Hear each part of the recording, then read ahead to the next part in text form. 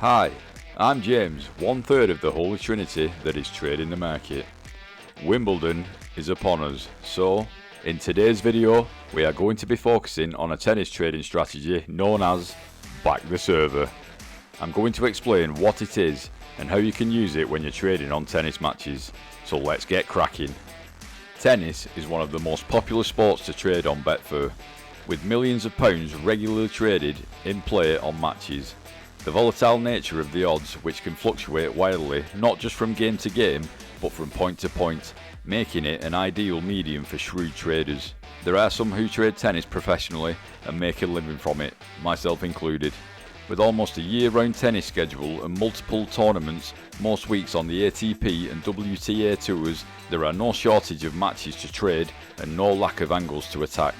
There is great interest in tennis trading in play, meaning there is also usually excellent liquidity, and you can normally get good value for your trades and most bets matched easily if you are quick enough, that is.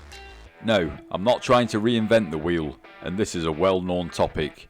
It's a trading strategy I most definitely use, and I'm sure most of you have an understanding of it, and this is my own take on it. So first things first, what is Back the Server strategy? It's a trading method for making small profits by backing a strong and reliable server. You're not looking for big price swings using this strategy. Unlike most of the tennis trading strategies which rely on a break of service or losing the first set, this strategy is about capitalising on the small movement of players in odds when there are no breaks of serve. A break in serve is when the player who is serving with the advantage of starting the game loses their game with this advantage. When the service game goes according to plan, in other words the server wins the game, what you will see is the odds for both players move a few ticks between the start and the end of the game. If the server wins their game, their odds will shorten, and the odds will lengthen for the opposing player. There are small price movements we're looking to exploit with this strategy. So, if you back the server before they serve and lay them at the end of their service game, assuming they win of course, you'll have made a small profit. And if you keep making these small trades every time they serve, you will continue to make small profits, which, after just a few games, this could become a healthy profit. One of the great things about this strategy is that when the server gets into trouble, which does happen, and you need to close your trade early, the losses can be small too, but you need to exit your trade at the first sign of trouble. This makes the Back the Server trading strategy an ideal choice for beginners, as it is a low risk method of trading. But having said that, there are many traders who use this strategy exclusively all the time. They generate large profits by simply making many small trades but use high stake values. And because the losses can be relatively small too, when losses occur they tend not to wipe out a day's trading. It is a fairly straightforward trade to operate and can prove very effective in certain situations. It is obviously best applied to those players who most regularly hold their serve. You can get detailed service stats from numerous websites such as ATPtour.com and UltimateTennisStatistics.com, where they list the percentage of games that each player holds. So backing these servers at the start of their service game and laying off at the end of the game is likely to have a high probability of success as a trade. So this is the strategy in essence, but there are a few things to consider if you are going to follow the strategy of backing the server though. If the trade goes against you, the loss can be significant if you let the trade run, sometimes over 50 ticks depending on what point of the game. So be prepared for that and plan out your staking accordingly so it doesn't bust your bank if the server is broken. There is typically more of a price movement for service holds and breaks in the final set, as the match gets closer to its conclusion than in the first set, and also towards the end of sets. The market tends to be more aware of the big servers like Isner, Raonic and Karlovic, so the tick movements for them holding their serve are likely to be small. It can pay to follow some less well known but effective servers with this strategy. It can also pay to look for players who are weak returners as much as those who are strong servers. If a player has a poor record of breaking serve, then it can be profitable to back the other server, presuming they are a decent server of course. The surface is also important. There are significantly more service holds on grass for example than clay, so be careful if you are using this strategy on clay or other slow surfaces. Bearing these points in mind, and through careful player, match and surface selections, the back the server trading strategy can be extremely effective on the Betfair markets. So again, what we need to be doing is backing the server before they play their service game, always before they even hit the ball. Then if they win their service game, the odds on the server will move and a profit can be achieved. Backing a server when they are 15 love or 30 love up, the odds are already moving and you are leaving yourself at a disadvantage with the amount of ticks you can gain. Now, for a few more key points to keep in mind. So without being too controversial, I would highly suggest sticking to men's tennis matches, as the men's average service game won is above 80%, whereas the women's service games won is around 60%. So for this strategy, I would definitely stick to the men's tennis. This is not to say women's tennis should be discounted completely, as there are many great women tennis players with strong serves. Now, we need the market movement to be successful with an odds range between decimal 1.6 or higher. If you can find matches where the odds are even, this is even better for this strategy. Basically, if the favourite is priced around decimal 1.4 and you back them, the price movement will be minimal. At this price, the markets are expecting the favourite to win, so the movement might only be a couple of ticks, and if the service game goes against you, then the price could drift dramatically the opposite way, so the risk versus reward is not worth it, so definitely look for odds that are more even. In this scenario, if you find great servers who are priced evenly, you will be looking at gaining the most amount of ticks, and alternatively, if you're backing both servers in their service games, then you will gain more ticks on the underdog winning their serve. A great tip to keep in mind is to try and keep all your trades on the favourite, as you will have less problems with liquidity. Now this isn't usually a problem per se, but if you want to be in and out fast, then sticking with the favourite is a good route. If you want to back the underdog serve, then you can lay the favourite. It's the same bet really, and with most of the money being on the favourite, you will have no issues with liquidity. Now tennis markets move fast, so you need to be ideally watching the match. This isn't a given, as you will see later in the live example of the video. On the whole, you can't rely solely on the Betfair scoreboards, as many times these can be completely out of sync with the game. We don't want to be backing the server when they are 30 love up, or even after they have won their service game, and losing silly money by not watching the match itself. By watching the game, we can also gain a better understanding of how the server is playing. Are they on their game and winning comfortably, or scraping through by the skin of their teeth? By watching the match, you will know if a player is playing well or not. So in essence, we want to place a back bet on the server before their service game, and if they win their service game, we then place a lay bet on them with the same stake we back them for. Or you can cash out after each game, but for myself I would stick to the back and lay system, as this could potentially yield more profit. As we build up profit on one player, or potentially both, if you're backing both players, then one player goes on to win, we could be looking at a tidy sum. Always use this strategy at the start of a set. Using it toward the end of a set can be fatal, because if it goes against you, the price movement will be greater and your losses will be more significant. Knowing when to exit a trade is also key.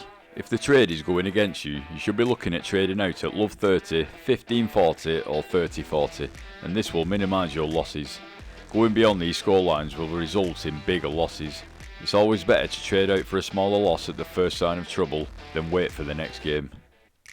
To minimise your risk even further, you could trade out if the server goes love 15 down. Getting out at the first sign of trouble will always minimise the amount of money you will lose on each service game, and as always, there is always the next service game to trade on. So never keep your money locked into a trade if the server has a bad start to the game. Now that the trade parameters are out of the way and I haven't bored you to death too much, let's get stuck into Betfair and see the back the server strategy in action. Here we are at the 2022 Wimbledon tournament, and as usual, forgive me for once again murdering another tennis player's name, but here we go. This is Nick Kyrgios, Nick for now, versus Stefanos Tsitsipas. We'll just call him Steph to be safe. I don't trade celebrities, only rank, statistics and odds. Now as I said earlier, it's always best to trade with live pictures, and I highly recommend that you do this, but as you can see I have no live images, so this will be interesting. A mistake or two incoming. As you can see, the odds and statistics coming into this match between these two gentlemen are even, and this is just what we are looking for to implement the back the server strategy. I will be using stakes that match the average person to show a more reasonable outcome of what is possible for the average trader for the purposes of the video. So Nick is next up to serve, and I will back him at decimal 1.86 for a stake of £20. I will speed up and slow down segments of the whole trade. As you will see, I let the game run just to show you what happens when you don't exit quick enough at the first sign of trouble.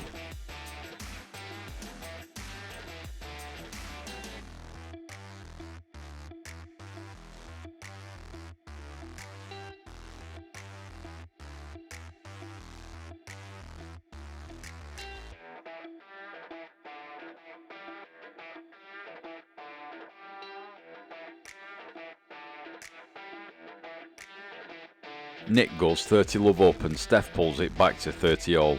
I place a lay bet at decimal 1.8 hoping to be matched. Nick goes on to win the match. The odd movements are minimal and I have missed a couple of opportunities to get out with some profit, and before it's too late the odds drift before I can be matched, leaving me chasing the odds and then finally getting matched for a small loss of 60 pence on Nick. This is the perfect example of why you should never be greedy when asking for lower odds, and also get out at the first sign the service game isn't going our way. Through chasing the odds, I've already missed the beginning of the start of Steph's service game, so I shall have to wait for this game to finish and enter in the next. So again, with a stake of £20, I will back Nick at odds of decimal 1.78. Once matched, we wait for Nick to win his service game, and then we can take advantage of the odds movement. I have entered a lay stake of £20 asking to be matched at decimal 1.7. So with what looks like a clean sweep, Nick has taken the game with ease, and the odds have dropped to decimal 1.68. My lay of 1.7 has been matched straight away and left me with a profit of £1 on Nick. This is the basics of backing the server on the service game. Back him, enter a lay stake a few ticks lower and then wait for him to win. Your lay gets matched and you build up the green. Boom. On to the next game. Now let's back Steph on his service game. Steph goes on to win his service game, and as you can see there isn't a great deal of movement in his odds, so I take a small green. So we just rinse and repeat each player on their service games and see where it takes us. As you will see, I always enter a lay stake waiting to be matched 5 to 10 ticks lower, and if the odds don't drop far enough I will edit the bet and get matched at the current odds price. It's always better to have your lay bet waiting to be matched, then you're at the front of the queue when the odds do reach you. As you can see, the odds on Nick are still quite low at 1.62 and he's starting to become the favourite. So to keep the money on the favourite with his odds being so low, I will start to lay Nick to reduce my liability when Steph is serving. Remember, when laying we are saying Nick won't win, so this in effect is the same trade as backing Steph on his service game, but with reduced liability, and if successful, leaving more of the green on the favourite, which is Nick. So when laying we are looking for the odds to drift on Nick, so I will place a back bet waiting to be matched at decimal 1.7. The match doesn't go according to plan and goes to deuce. Steph does win the game in the end, but the odds hardly move and I have to back just below my lay bet, leaving less green on Nick. But we carry on and we see where this trade takes us.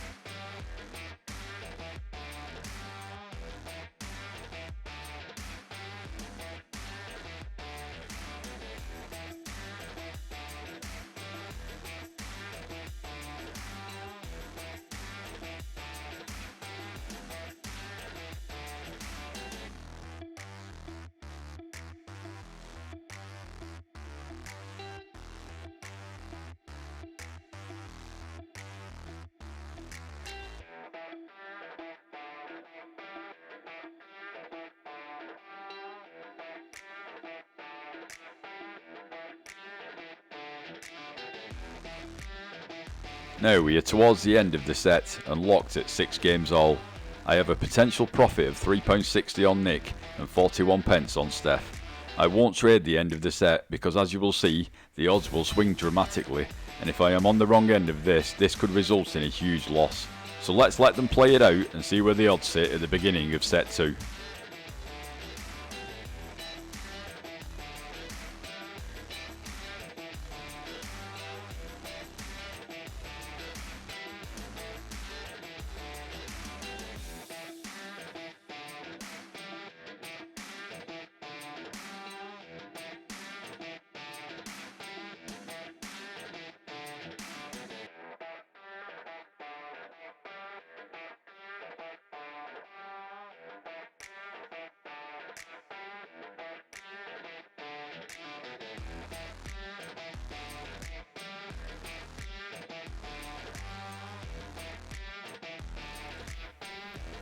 So Steph has taken the first set, and I'm sure you will have witnessed how dramatically the odds moved on both players during the final game, and why I never touched the last fight of a set. On to set 2, let's get backing.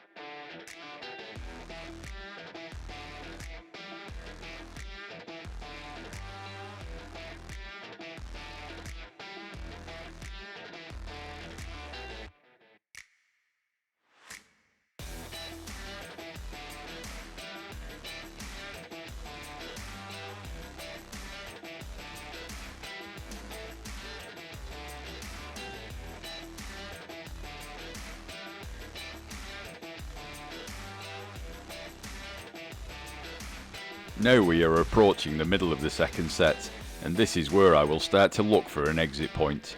Trading too far into the second set could potentially be dangerous, as the odds will start to move more dramatically towards the end of this set. This is not where we want to be. We want to be in control of the trade as much as we possibly can be.